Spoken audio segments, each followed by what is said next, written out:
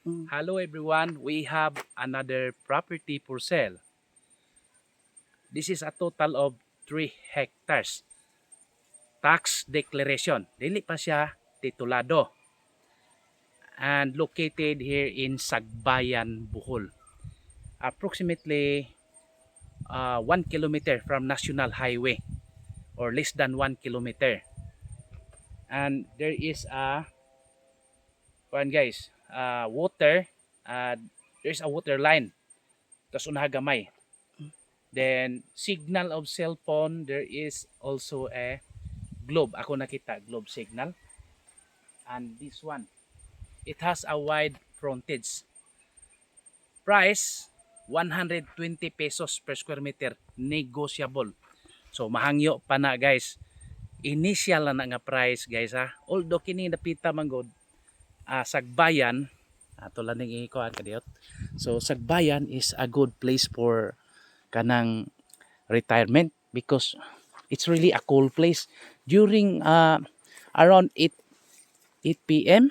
Or 7 bugnaw na gyud kaayo diri guys. It's like a Baguio, murag Baguio ba, bugnaw gyud siya diri. Mikan siguro ni daghan nga kahoy, so many trees. So according to our guide, start from here dire, then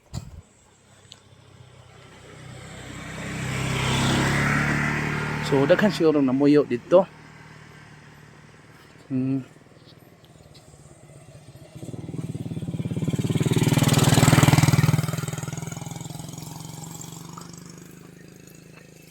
Ano na? So nindot gyud kayo diri guys. Nya nay foreigner sa diri na puyo na guys. Nagbalay. So there is a foreigner living in this area, not far away from this I think it's nearer mga 200 meters away from here. So di lang ta kasulod, we cannot enter because so many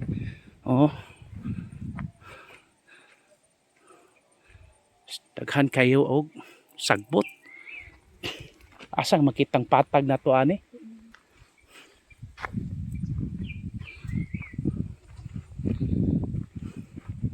So it has a wide frontage.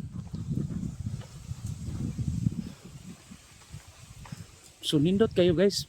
Bugnaw-bugnaw na gani karon.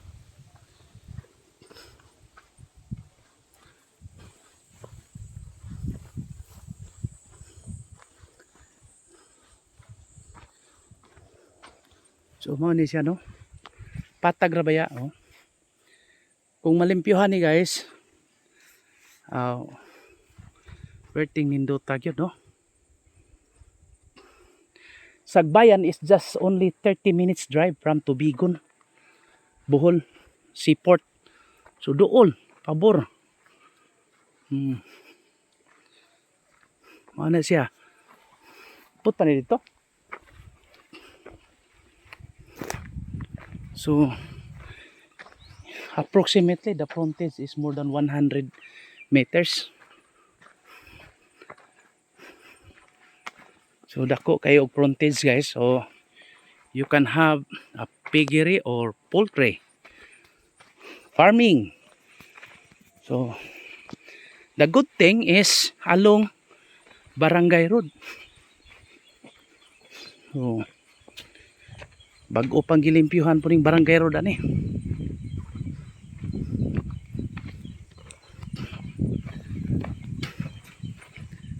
Uy, diyan na may balay.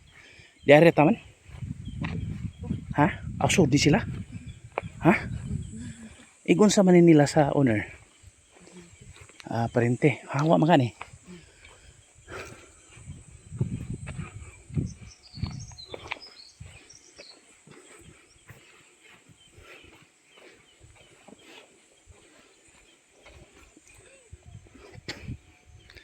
So apple pa na dito siguro. Katungtuan naglumbay. Diyan na lang ka. Istoryahe lang. Basig matinga sila ba? Kinsa ta?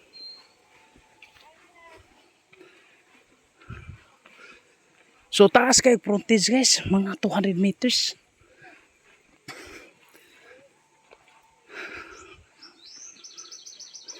Imagine.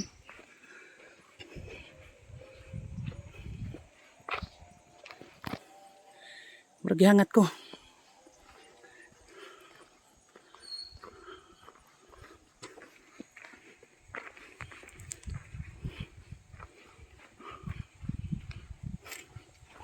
So atog yung isubay no, taman. So there is another neighborhood sa Unahagamay no. Daghan naman ang muyo diri po. Sunahan.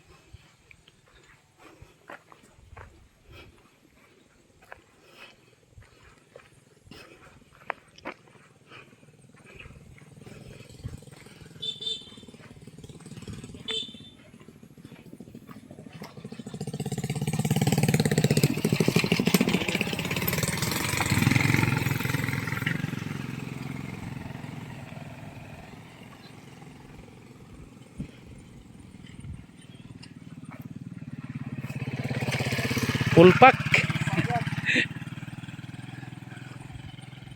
So di ka mag-worry na yung mga silingan guys oh. Di man dagkong balay pero nindot kayo oh. See? So diri ra taman guys. Ano ni siya taman. So see? Ay taman. Kini wa na nilabot guys kini. Ano siya? This is the boundary. See? It really has a big flat terrain.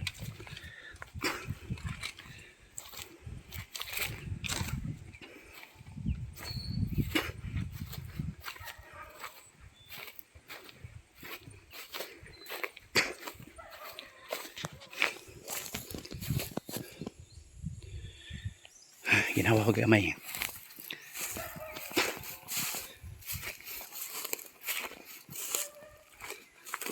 So this is really a good for farming, residential, poultry, piggery. So very nice.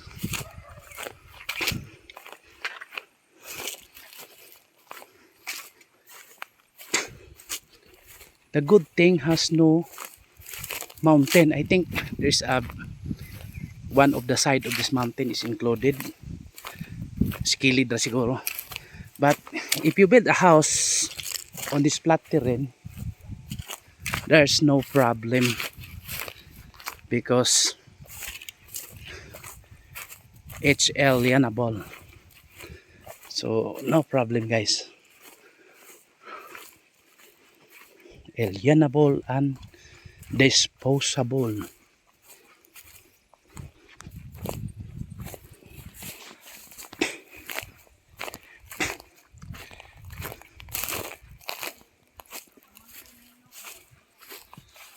Asa ba ni taman? Kanang bungtod na sod na?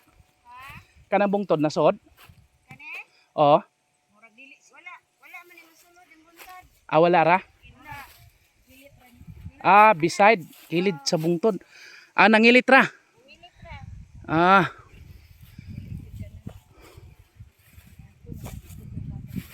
Hmm. Dilit ra. Pero dahil naparinda na dahil katong kasakit ani universal.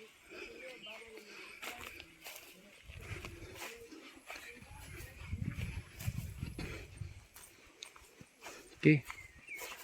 Apil pa rin. Katong bungtod dito. Dito asod? Nangilit ra to dato. Nangilit ra sa adto. So mao man to dito dapit ta kanay bungtod guys.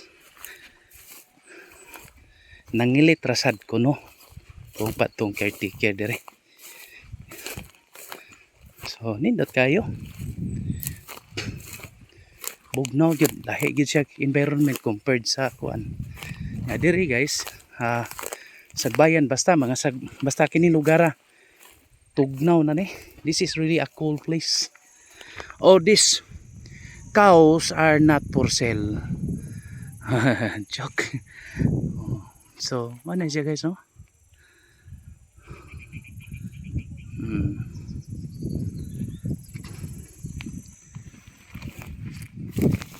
Ako kay patag.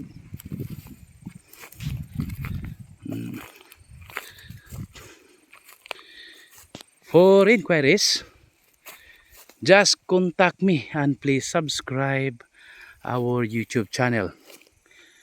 We will process transfer of titles, kondo or land, basta mga yuta. Unya kadtong nipalit og agrarian guys, okay lang na siya kung hereditary, no? Kung maiagaw, paumangkon. Pero kung lain na ganita, so that is our problem because it cannot be easy to transfer. Pero kung parinti lang ta, matransfer yun na siya. So careful ta. In addition, kadtong mga gisubdivide, may mga owner nga ilang gisubdivide kay ilang laging negosyo. So that is very difficult po guys because you need an approval by the government. It needs license to sell. So dili kita basta-basta kay stricto na ang panahon. Okay? Maura to. Thank you very much. Unya addition sa kining nagpuyo is just only a relative. They have already an agreement, I think. According to our guide, they have agreed. So there's no problem, no. Nya tax declaration man ni, no. Mo final lang ta ato ning kuhaan og kung ato gining paliton, first thing to do kuhaan na to og tax declaration. Pagka next kuhaan na to history. Mao baning sila mga tawhana gyud. So history sa tax declaration bisan 30 years. Next sa history kuhaan na to og lot status. Kung nataytulan na ba ni kay na may uban nga tax deck in form in makita sa mga tigya pero nataytulan na di siya mo nang kinahanglan lot status. Land classification status. So kinahanglan ng land classification status pag-determine kung kini pwede ba ni matitulo, alienable and disposable ba gyud kini. So mo na mga requirements nya napatay last ani guys kadtong survey claimant kay usually magud guys kung nakabutang sa tax declaration, for example ang nakapangan lain nga tao unya nakabutang dire sa survey claimant lain pod, dapat pareha gyud na sila, nagin na sila relation, iksuon ba, kinikanan ba, para pwede ra. Pero kung lain na ganing pangutan-on gyud na sila nganong si kuan may nibarog dire sa survey claimant. So na guys, no, careful gyud ta mamalit og yuta. Adto gyud mo sa mga pareha na mo mga real estate practitioners nga nakamao na gamay. Gamay ra may ako nakatunan. Pero I make sure gyud just in case no naagi mo palit nako. Atong kuag insakto nga requirements. Before you buy, you need to have a relocation survey pa gyud. Pero i-comply sa natong documents kung sila ba gyud. Mga IDs, ana ba? Mga ID. So na mga silingan, na mga tao. No worries gyud guys. Na foreigner dito sa nahagamay before dire. So what's the problema? Okay? Meaning dili siya lisod nga lugar, dili siya delikado unsa ba. Tagbilaran from here is just around 40 minutes drive. Ay butang na lag 1 hour kay aron dito mag kuan. Sure na guys.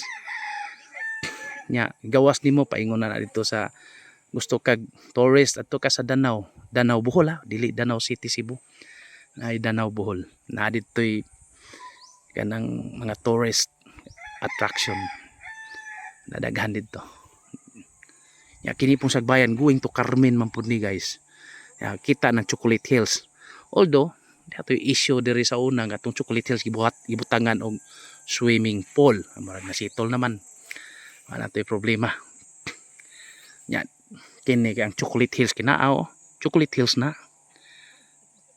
Pero ang yuta, the land is here beside raman sa Chocolate Hills. So di ara ta dire pwede ta ka-develop dire. So based on our rules, no, mo sit back mga 20 meters mo siguro to from Chocolate Hills, beside of the Chocolate Hills. Nako pa kay tag madevelopan. 3 hectares ba yan eh. At 30,000 square meters at 120 pesos per square meter, negotiable. Okay? Thank you very much, and God bless to all. Happy viewing. Bye.